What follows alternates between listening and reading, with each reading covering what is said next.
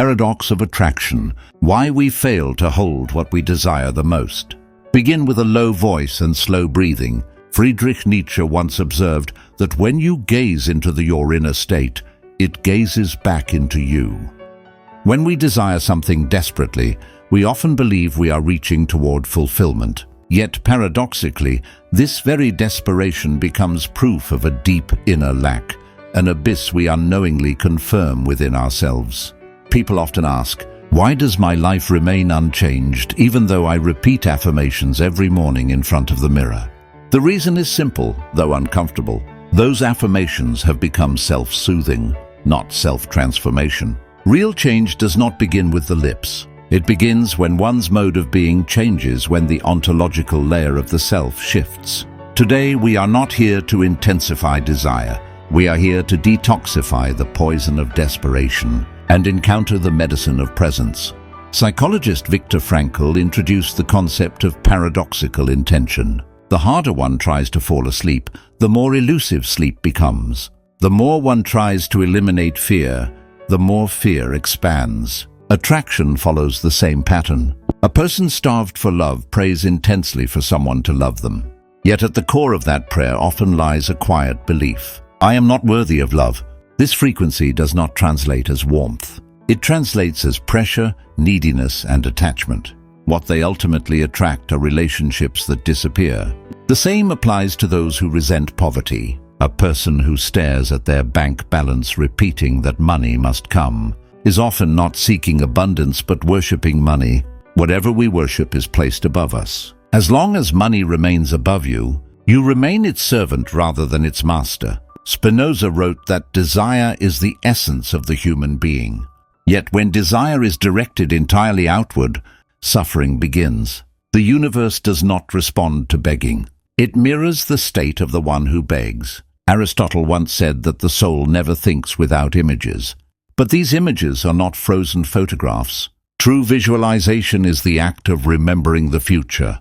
Neuroscience shows that the brain cannot clearly distinguish between a lived experience and a vividly imagined one. Imagine a quiet Tuesday afternoon 5 years from now. After you have already achieved what you desire, there is no celebration, no dramatic moment. Just you, standing where you belong, calmly holding a cup of tea. Your heart is steady, not racing, because this reality feels ordinary to you. That calmness is the key. Jean-Jacques Rousseau suggested that we perceive in order to exist. The moment you perceive a future as already existing, your nervous system begins releasing the chemistry of fulfillment. This is not positive thinking. It is the moment when the subconscious begins aligning reality to eliminate the gap between image and world. Change begins here. Eckhart Tolle reminds us that inner stillness precedes outer abundance. Once visualization ends, one must move beyond belief into knowing. You do not believe in gravity, you know it. You do not believe the sun will rise tomorrow, you know it. Your desire must be held with the same weight of certainty. This is where letting go occurs. When you clench sand in your fist, it slips away. When you open your palm, it remains. A writer once faced rejection after rejection while desperately seeking publication. One day, having done everything within his power, he placed the manuscript in a drawer and traveled, not in resignation, but in knowing that the work would reach who it needed to reach. Only after he released his fixation on the outcome did an editor respond to a manuscript sent months earlier. This is the universe's quiet humor. When you declare that you are whole without the outcome finally becomes free to arrive. Johann Wolfgang von Goethe wrote that if you can do something or dream you can, begin it. Boldness contains genius, power, and magic. Attraction is not passive waiting. Opportunities appear, but only those moving with certainty can recognize and seize them. Those already aligned with their destination move differently. They care for their environment. They respect their body and their time. This is not effort, it is alignment. When inner image and physical action synchronize, behavior becomes energizing rather than exhausting. The universe does not move in straight lines. Hegel described progress as thesis, antithesis, and synthesis. Your desires evolve in the same way. You may ask for wealth, and the universe may first offer collapse. Not as punishment, but because your current structure cannot yet hold the weight of what you asked for. Hardship is not a delivery error. It is part of the manufacturing process. As Nietzsche noted, what does not destroy us strengthens us. Pain is not opposition to your desire. It is material for your expansion. Release attachment to the process. Remain in knowing of the outcome. Every tunnel has an exit. Darkness exists only to deepen the intensity of light. Life, in the end, is the act of coloring the universe's vast canvas with your frequency. Now put down the brush of desperation. Wipe away the tears of lack. You are no longer one who begs reality. You are one who names it and declares it. Visualize but remain in feeling. Know without tension. Act but as play rather than strain. Tonight, go to sleep with the mind of one who is already at peace and already abundant. Tomorrow, assemble the fragments of your day with gratitude. Remember this: the universe is less interested in what you do than in who you are. When you become abundance itself, abundance has nowhere else to go. I bless the reality you have already created. Now let me finish this video with manifestation meditation, a moment to align, to soften, and to allow what is already meant for you to gently meet you where you are. Rise in awareness, align your vibration, and match the frequency of your blessings. That is the true meaning of manifestation. Life doesn't bend to force. The universe operates in perfect harmony.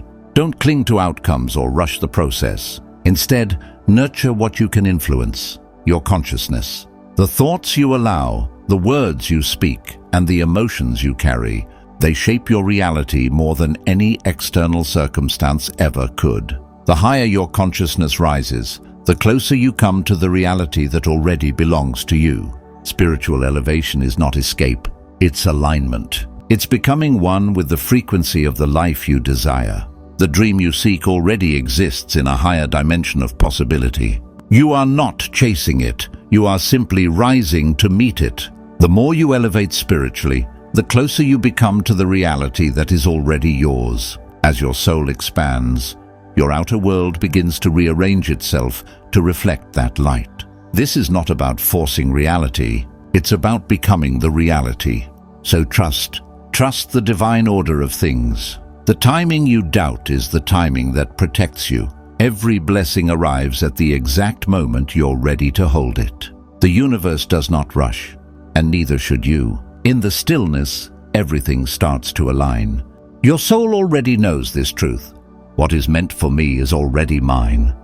No one can take away what belongs to your spirit. Your blessings were written into your story from the very beginning, waiting for the perfect intersection of time, growth, and divine readiness. For now, just breathe. Inhale deeply and tell yourself, I am becoming ready. Exhale slowly and whisper, everything unfolds in perfect divine timing. Even in silence, your energy is shifting. Even in rest, your soul is preparing the space for your blessings to arrive. When your obsession turns into devotion, not desperation, the universe begins to move quietly in your favor. The Creator delivers everything that was promised, exactly when your heart is strong enough to receive it. So trust this moment. You are already merging with the life that you were always meant to live. Your mission, your love, your opportunities, your divine timeline, they are all finding their way toward you. What belongs to me is already mine. Repeat it softly to yourself. What belongs to me is already mine. No one can take it away. Breathe and believe, because you are already aligned with everything meant for your soul. And believe God has a big plan for you. If you want more heart-healing truths based on psychology, hit that subscribe button. And let's keep stepping forward into a life that's truly aligned with you.